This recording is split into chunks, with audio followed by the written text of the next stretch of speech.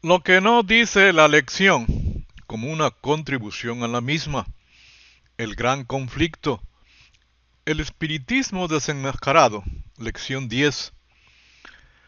La manera de actuar del enemigo de nuestras almas es a través de la intimidación, el miedo, la manipulación, diversas filosofías, creencias, incluso con una verdad a medias, y la subyugación. Desde lo más sublime, llámense riquezas, placeres, fama, reconocimiento, etcétera, hasta lo más desastroso, llámense vicios, parcialidad, etcétera. ¿Qué significaba para el judío del Antiguo Testamento la visión del continuo sacrificio y la prevaricación asoladora entregando el santuario y el ejército para ser pisoteados? Es decir, el sistema de sacrificios que se realizaban en el santuario en favor de ellos es quitado. En el primer compartimento no podían ofrecer sacrificios para perdón de sus pecados y en el segundo compartimento no podía entrar el sumo sacerdote al lugar santísimo para así hacerlos justos una vez cada año, en el día de la expiación.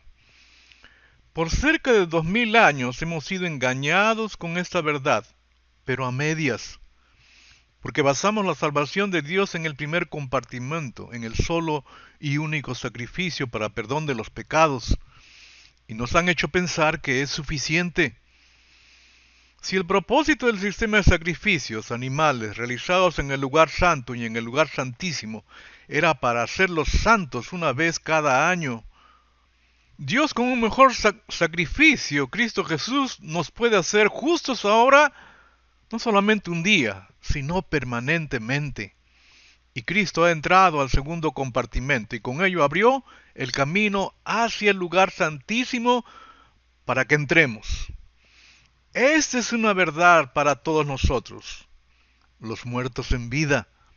Dos versículos. Levíticos 16, el verso 34 dice, esta es una ley perpetua para ustedes a fin de purificar al pueblo de Israel de sus pecados, haciéndolos justos ante el Señor una vez cada año. Y en Hebreos 10, verso 19 dice, así que hermanos, teniendo libertad para entrar en el lugar santísimo por la sangre de Jesucristo, por su muerte, Jesús abrió un nuevo camino, un camino que da vida a través de la cortina al lugar santísimo. Es mortal vivir con una verdad a medias. El primer compartimento, lugar santo, podemos presentarnos así como estamos, pecadores, para ser limpiados. Pero al segundo compartimento no podemos presentarnos así limpios. Otro tiene que presentarse en lugar nuestro, el sumo sacerdote. Solamente así podemos ser declarados justos. O como dice Daniel, traer la justicia perdurable. Cristo Jesús, mediante su sacrificio, entró al lugar santísimo en representación nuestra. Y nos abrió el camino hacia el lugar santísimo celestial.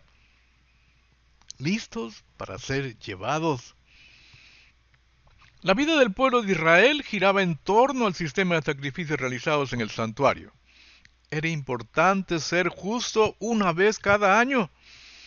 Los sacrificios en el lugar santo era para perdonar al que los presentaba. Ponía las manos sobre el animal, transfiriendo sus pecados al animal, que es sacrificado, muerto en su lugar. El sacerdote asperjaba hacia el lugar santísimo la sangre del animal sacrificado, y quedaba allí hasta el día de la expiación. Es decir, los pecados perdonados estaban de continuo delante de Dios hasta el día del Yom Kippur, donde era expiado con sangre los pecados. El santuario y sus utensilios eran también purificados, y así quitar el pecado para ser transferido al macho cabrío designado. No sabemos cuándo vendrá Cristo, solamente el Padre lo sabe. Además vendrá sin aviso como ladrón en la noche. Por eso la importancia de estar listos para ser llevados aquí y ahora. Dios Elohim Jehová ha establecido desde la eternidad para que seamos justos y así listos para ser llevados. Y esa es la voluntad del que me ha enviado, que todo aquel que vea al Hijo y cree en Él, tenga vida eterna. Y yo le resucitaré en el día postrero. Elemento esencial es tener vida eterna que es dado por Cristo, aquí y ahora, para ser resucitados en el día postrero. Y vida eterna no es vida inmortal, de vivir para siempre, porque lo recibimos no para vivir allá, sino para que la empecemos a vivir aquí. Cristo resucitará en el día postrero a los que han vivido esta vida eterna o estén viviendo esta vida eterna. Elohim Padre envió a Elohim Hijo con un objetivo y con un propósito. El objetivo, ser el sacrificio, constituyéndose su sangre como el fundamento del programa de salvación de Elohim Padre. El propósito, mediante su muerte, el envío, el de poder enviar al Espíritu Santo como vicario de Cristo. El Espíritu Santo es enviado a nuestra vida a petición personal al Padre. Y es enviado con un objetivo y un propósito. Por eso es importante saber esto, por cuanto así evitaremos pedirlo personalmente por cosas innecesarias, que no tienen nada que ver con la salvación que ofrece Dios. Por ejemplo, querer correr antes de gatear. El objetivo es establecer ágape, amor, el amor incondicional, el amor que se ordena, que manda que ames, independientemente de tu opinión, de nuestra opinión, de nuestros sentimientos. Ese tipo de amor.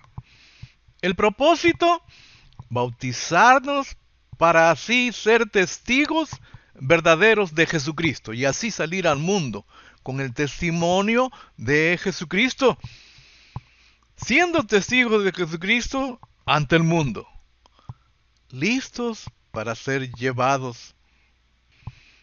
Es necesario entender el objetivo y propósito de Jesucristo al ser enviado. Morir en la cruz y enviar al Espíritu Santo. Esta es la verdad, este es dogma. ¿Qué significa el morir en la cruz? ¿Por qué? ¿Qué significa enviar al Espíritu Santo? ¿Para qué? Creer en una verdad a medias es creer en una total mentira. Los hijos de Dios empezaron viviendo sus vidas con Dios entre nosotros. El Antiguo Testamento. Nace Cristo, empieza su ministerio, empezamos a vivir con Dios con nosotros. Emmanuel, el Nuevo Testamento. 120 son bautizados por el Espíritu Santo, Pentecostés, y empiezan a vivir con Dios en nosotros para ser testigos de Jesucristo. En las Escrituras la palabra tenemos para no ser engañados. No hay excusa de ser engañado. Pero si nuestro evangelio está aún encubierto, entre los que se pierde está encubierto. Está hablando de nosotros, en los cuales el Dios de este siglo cegó el entendimiento de los incrédulos, de los que no creen el evangelio.